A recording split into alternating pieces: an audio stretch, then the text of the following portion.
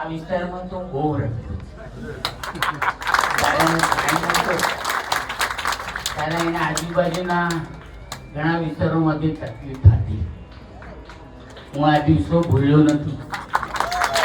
તો મને એમ થતું હોય કે પરસોત્તમભાઈ બધું ભૂલ્યું, હું ભૂલ્યો નથી. એક સાચા રાજનેતાની ઓળખ શું છે?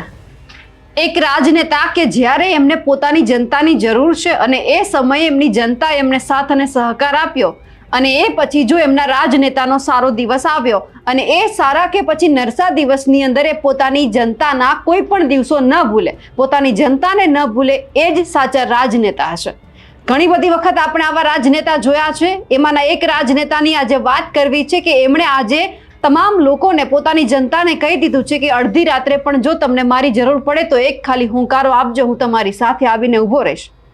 આ વાત કરી છે ભાવનગરના ગ્રામ્યના જે ધારાસભ્ય છે પરસોત્તમભાઈ સોલંકી. નમસ્કાર, આપ જોઈ રહ્યા છો નિર્ભય ન્યૂઝ અને હું છું આપની સાથે રિદ્ધિ. કોળી સમાજના ભાઈ અને પરસોત્તમભાઈ સોલંકી જ્યારે પોતે પોતાના મત વિસ્તારના લોકોને મળવા માટે જાય છે. નવરાત્રીનો પાવન તહેવાર ચાલી રહ્યો છે. અલગ અલગ જગ્યા ઉપર નવરાત્રીનું આયોજન કરવામાં આવ્યું છે અને આ તમામ નવરાત્રીની અંદર જ્યારે ભાઈ જઈ રહ્યા છે ત્યારે તેમણે એ સાબિત કરીને બતાવી દીધું છે કે એક સાચા રાજનેતા કેવા હોય છે. એક સાચા રાજનેતા એ છે કે એમને પોતાની જનતા ક્યારેય ભૂલાતી નથી.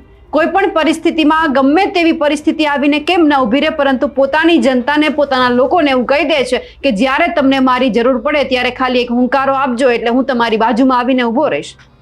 અને હવે જ્યારે પરસોત્તમ સોલંકી અને એમના જે મોટા દીકરા છે એ બંને જ્યારે તમામ લોકોને મળી રહ્યા હતા નવરાત્રીના ચોથા નોરતે, જ્યારે તેઓ ભાવનગરના મામસા ગામમાં પહોંચ્યા હતા અને તેમણે ત્યાં તમામ એમની જે પોતાની જનતા છે, પોતાના મત વિસ્તારના લોકો છે, એમને કહી દીધું કે અડધી રાત્રે પણ હુંકારો કરશો ને તો પણ આ તમારો જે પરસોત્તમ સોલંકી છે ને હાજર રહેવાનો છે. પોતાના વિધાનસભા મતક્ષેત્રના ગામોમાં તેઓ પ્રવાસ કરી રહ્યા હતા અને એ જ દરમિયાન તેમણે આ વાત કરી છે. પરસોત્તમ સોલંકી છે કોળી સમાજના કદાવર નેતા છે, ભાવનગર ગ્રામ્યના ધારાસભ્ય છે. હવે પરસોત્તમભાઈ સોલંકી તેમણે એક વાત એ સ્પષ્ટ અહીંયા કરી દીધી છે કે હું કોઈ પણ જગ્યા ઉપર કેમ ન હોઉં, પણ મને સૌથી પહેલા મારી જનતા જોઈએ છે. મારી જનતાને જે જોઈએ છે એ હું એમને અડધી રાત્રે પણ આપવા માટે તૈયાર છું. હમણાં થોડા દિવસ પહેલા જ્યારે ભાવનગરની અંદર વડાપ્રધાન નરેન્દ્ર મોદી આવ્યા હતા ત્યારે પણ સૌ કોઈની નજર પરસોત્તમભાઈ સોલંકી અને વડાપ્રધાન નરેન્દ્ર મોદી ઉપર હતી કે એ બંને વચ્ચે શું વાતચીત થઈ છે. કારણ કે જે સમયે બધા નેતાઓ, મંત્રીઓ એક બાજુ ઊભા હતા અને ત્યાંથી જ વડાપ્રધાન નરેન્દ્ર મોદી છે પસાર થાય છે અને ભાઈને મળવા માટે જાય છે. એટલે સ્પષ્ટ ઇશારો એ હતો કે ભાવનગર આવે વડાપ્રધાન નરેન્દ્ર મોદી કે પછી કોઈ પણ બીજા મોટા નેતા, પરંતુ ભાઈ વગર ભાવનગરના કોઈ પણ કાર્યક્રમ છે તે અધૂરા છે. હવે જ્યારે તેઓ પોતાના મત વિસ્તારના જે પ્રવાસ કરી રહ્યા હતા અને એ જ દરમિયાન ભાઈએ જે હુંકારો આપ્યો છે તમામ લોકોને અને પોતાની જનતાને કહી દીધું છે કે અડધી રાત્રે જરૂર પડે તો મને યાદ કરી લેજો, હું તમારી વચ્ચે આવી જઈશ. એ સાંભળીએ.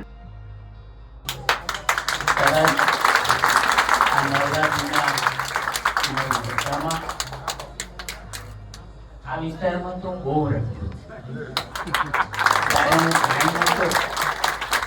ત્યારે એના આજુબાજુના ઘણા વિસ્તારોમાંથી તકલીફ થતી. હું આ દિવસો ભૂલ્યો નથી. તો મને એમ થતું હોય કે પરસોત્તમભાઈ બધું ભૂલ્યું, હું ભૂલ્યો નથી.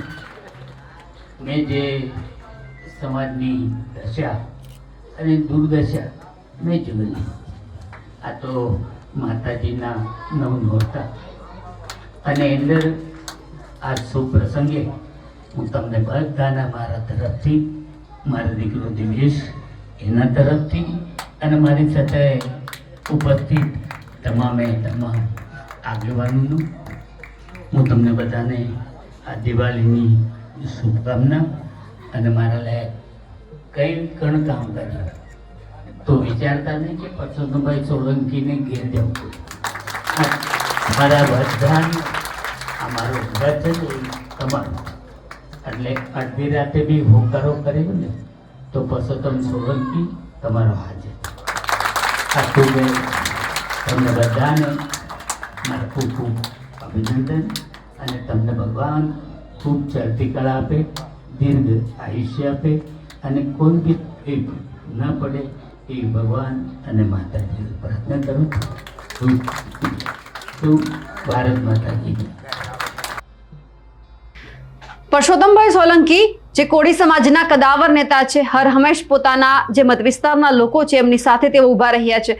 જ્યારે માછીમારનો પ્રશ્ન આવે છે, એમને જ્યારે તકલીફ પડે છે ત્યારે પણ ભાઈ રાજ્ય સરકારની સામે બાથ ભીડી જાય છે. સરકારને અનેક વખત રજૂઆત કરી છે, એ પણ સાંભળ્યું છે.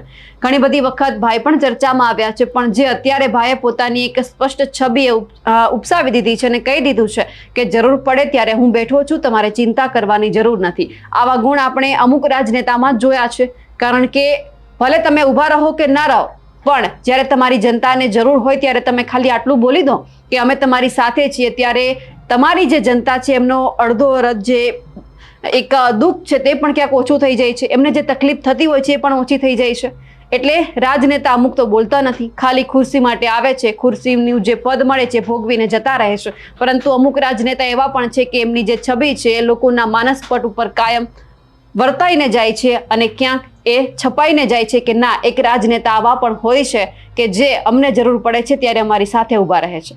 પરસોત્તમભાઈએ જે વાત કરી છે તેમને લઈ આપ શું માનો છો, કમેન્ટ કરીને ચોક્કસથી જણાવજો. સાથે જ અમારી નિર્ભય ન્યૂઝ ચેનલને લાઇક, શેર અને સબસ્ક્રાઇબ કરવાનું ભૂલશો નહીં. નમસ્કાર.